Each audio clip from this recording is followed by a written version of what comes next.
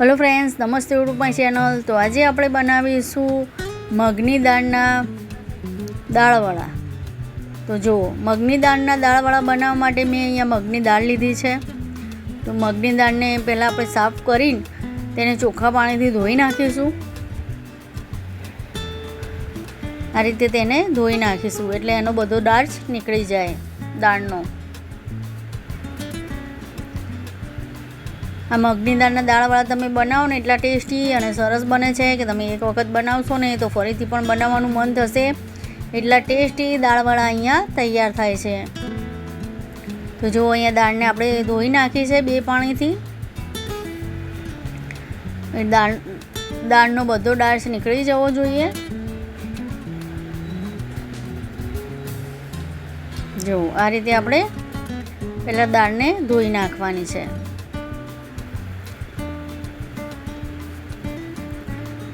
હવે દાળને આપણે પલાળીને મૂકી દઈશું।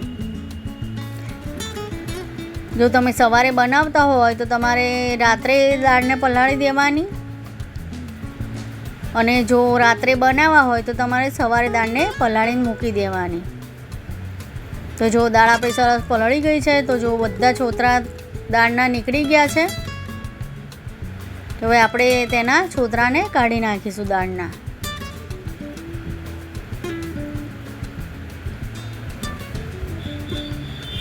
દાળ જેમ પલળશે ને એમ આપોઆપ તેના છોતરા અલગ થઈ જશે દાળમાંથી। એટલે દાળ આપણે જો સવારે બનાવતા હોય તો રાત્રે પલાળવાની, અને દિવસે બનાવતા હોય સાંજે બનાવવાની હોય તો તમારે સવારે દાળને પલાળી દેવાની। તો જો પછી આ રીતે આપણે પાણી એડ કરીને આ રીતે દાળને મસળી નાખીશું, જેથી દાળના બધા છોતરા અલગ થઈ જાય। તો જુઓ આ રીતે બધા છોતરાને આપણે કાઢી નાખીશું। થોડા ઘણા છોતરા રહી જાય તો પણ વાંધો નથી। જો આ રીતે ફરીથી પાણી એડ કરીને આ રીતે મસળી આપણે બધા છોતરાને કાઢી નાખીશું। તો જુઓ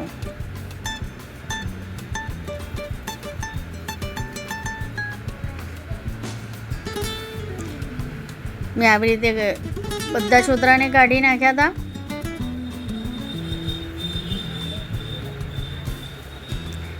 આ રીતે તમે એક વખત ચોક્કસથી દાળવડા બનાવજો। ખૂબ સરસ દાળવડા અહીંયા તૈયાર થાય છે।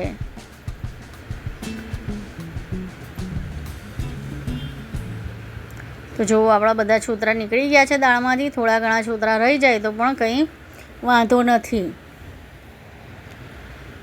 તો હવે આપણે દાળને પીસી નાખીશું મિક્સર જારમાં। આપણે એટલું યાદ રાખવાનું, બહુ એકદમ વાટી નથી નાખવાની દાળને મિક્સરમાં, થોડી હદ કચરી જ વાટવાની છે। દાળને થોડી આખી જ રહેવા દઈશું આપણે, બહુ વાટી નથી નાખવાની। બહુ વાટી નાખીશું ને તો દાળવડા સારા નહીં બને, એટલે થોડી આપણે દાળને આખી રાખીશું। તો જુઓ આ રીતનું આપણે તેનું ખીરું બનાવવાનું છે દાળવડાનું। જો આખી છે ને દાળ, થોડી હદ કચરી જ મેં અહીંયા વાટી છે। તો હવે એને આપણે એક તપેલીમાં કાઢી લઈશું।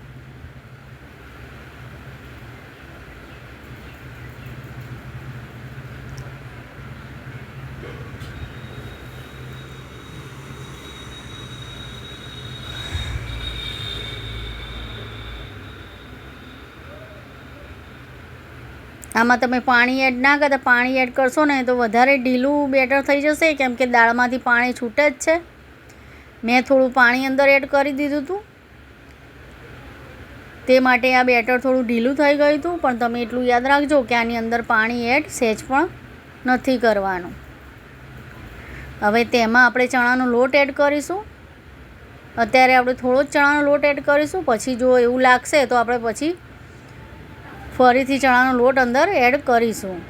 તો હવે આમાં લસણ, લીલા મરચાં અને આદુની પેસ્ટ એડ કરી, અને કોથમીર એડ કરી, લીલા ધાણા, પછી એમાં હળદર પાવડર એડ કર્યો।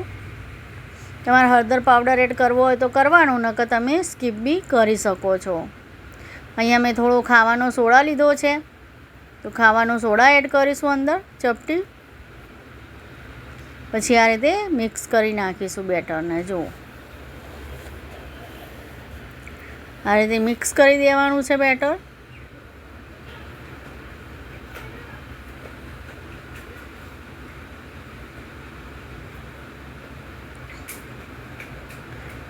તો જો હજી બેટર થોડું પતલું છે, તો આપણે થોડો ચણાનો લોટ એડ કરીશું.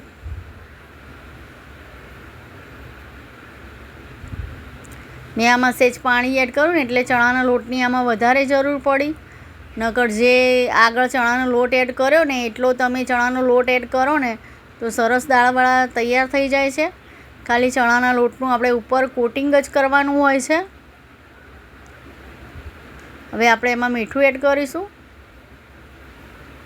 અને આ રીતે મિક્સ કરી નાખીશું. જુઓ, તો જુઓ અહીંયા બેટર આપણું તૈયાર છે.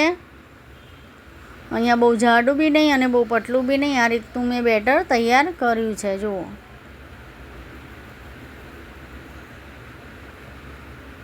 અહીંયા જુઓ તેલ મેં પહેલાં ગરમ કરવા મૂકી દીધું હતું, તેલ ગરમ થઈ ગયું છે.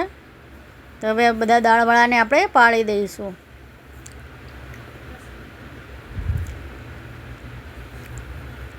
આ રીતે જુઓ, આ રીતે બધા દાળવડાને પાડી દઈશું. તમને મારો વિડીયો અને રેસિપી સારી લાગે તો મારી યુટ્યુબ ચેનલને સબસ્ક્રાઈબ જરૂરથી કરજો અને લાઈક પણ જરૂરથી કરજો. તો જો બધા દાળવડાને આપણે આ રીતે તેલમાં પાડી દેવાના છે. જુઓ,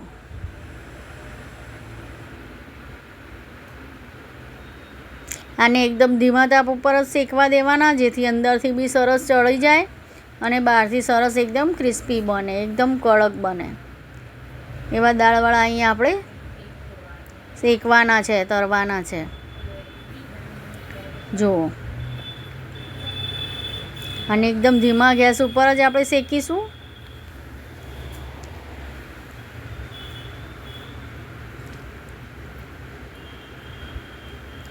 તમને વિડીયો સારો લાગે તો મારી ચેનલને સબસ્ક્રાઈબ જરૂરથી કરજો અને બેલ આઇકન બટનને બી ક્લિક કરી દેજો, જેથી મારી હરેક રેસિપી તમારા જોડે પહોંચતી રહે. તો જુઓ, આ રીતે આપણે દાળવડાને શેકાવા દેવાના છે. એકદમ ધીમા ગેસ ઉપર જ આને તળવાના છે.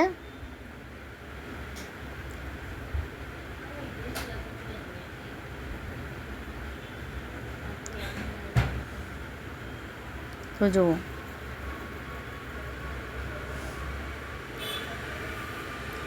આ રીતે તમે દાળવડા બનાવો ને, દાળવડા તમે એક વખત ચોક્કસથી બનાવજો. ખૂબ સરસ દાળવડા અહીંયા તૈયાર થાય છે. તમારામાં જો ડુંગળી એડ કરવી હોય તો તમે ડુંગળી પણ એડ કરી શકો છો. ડુંગળી એડ કરવાથી પણ ટેસ્ટ એકદમ સરસ આવે છે દાળવડાનો.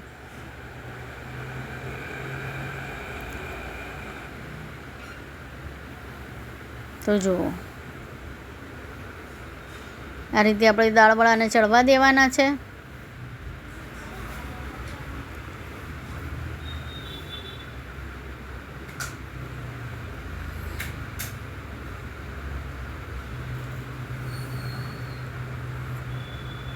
તો જુઓ, સરસ આપણા દાળવડા ઉપરથી લાલ થઈ ગયા છે અને અંદરથી પણ સરસ ચડી ગયા છે. તો આપણે એને કાઢી લઈશું.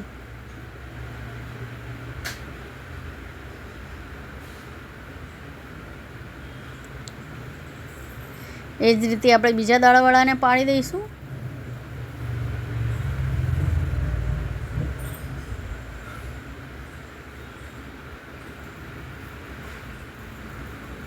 આ રીતે બધા દાળવડાને પાડી દઈશું. એ જ રીતે આને તળી નાખવાના છે દાળવડાને.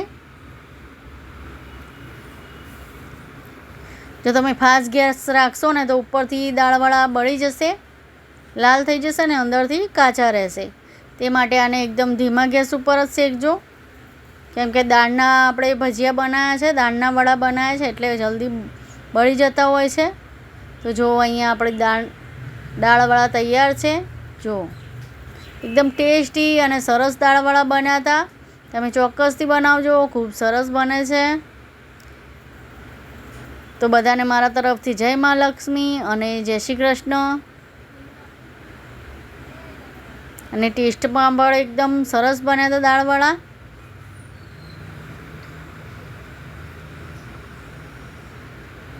તો જો દાળવડા અને મરચાં તૈયાર છે. બધાને જય મા લક્ષ્મી અને જય શ્રી કૃષ્ણ. મળીશું હવે બીજા વિડીયોમાં. તો જો ટેસ્ટી મગની દાળના દાળવડા તૈયાર છે. મળીશું હવે બીજા વિડીયોમાં.